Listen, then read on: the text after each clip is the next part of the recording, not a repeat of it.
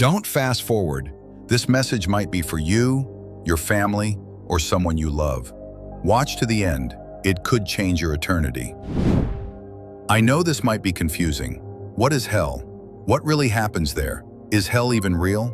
When we talk about heaven and hell, we're not just discussing ideas, we're dealing with eternity. Before we go any further, understand this. This platform is dedicated to exposing the truth about hell and paradise, revealing the eternal consequences of your choices. Through biblical teachings, end-time warnings, and spiritual insight, this is a wake-up call for your soul. You're not here by accident. It's time to choose.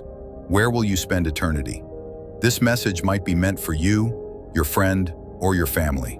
I urge you, share it, leave a comment, and subscribe for more soul-awakening truth.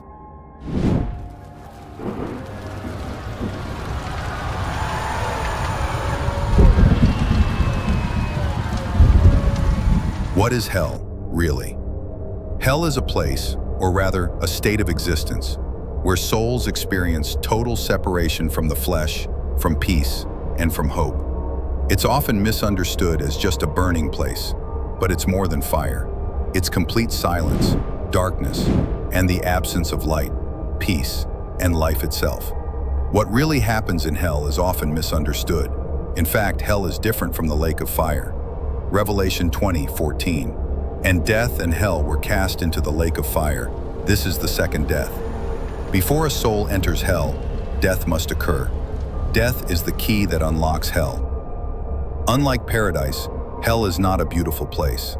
There is no sun, no moon, and no fire yet. It's beneath the earth. Isaiah 14:15.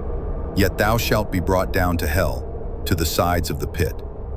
A real experience of hell, Bill Wiese. Let's pause and reflect on the powerful testimony of Bill Wiese, who revisited the horrifying details of his supernatural encounter with hell. It's an honor to be with you. How many years ago did this happen to you, Bill? And November 23rd, 1998. So 98. Wow. So I wanted Annette to be here because I saw you share a little bit. You were there in the house when this happened. Yes. So I'm going to get Bill to start at the beginning in just a moment, but tell us, if you will, when you, after all of this happened, this encounter, this 23 minutes, and you came into, because you came into the room where he was, you know him very well. Kind of describe him to our audience before he tells his story, because he would be kind of like the last person you think this would happen to, right? Exactly, Joni. I mean, if anyone who knows Bill knows he's very calm, consistent, steady as he goes. His whole life he's been that way. So for something like this to happen was totally out of the box for him and out of his comfort zone. Imagine experiencing hell and living to tell the story. Bill Wiese, a quiet, successful businessman and believer in Jesus, was unexpectedly taken into the abyss by the Lord. He was allowed to feel what an unbeliever would face, and for 23 terrifying minutes, he experienced what no human ever wants to endure. Okay, well, let's go back to that fateful day. What happened that night? We went to a prayer meeting that we attended every Sunday night. Nothing unusual about the night. And we came home, went to bed, and I got up at 3 o'clock in the morning just to get a glass of water.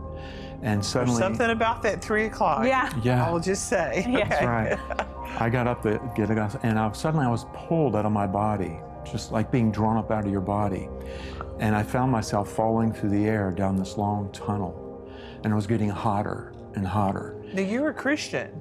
I was a Christian for 28 years at that point. Wow. Okay. So this was a vision. This was not a near-death experience. This was an out-of-body experience that would be classified as a vision. You know, Paul, when he was caught up in heaven in a vision in 2 Corinthians 12:2, he said, whether in the body or out of the body, he didn't know. Right. Well, the Lord showed me that I left my body. And so you can actually travel like Paul and John traveled to heaven.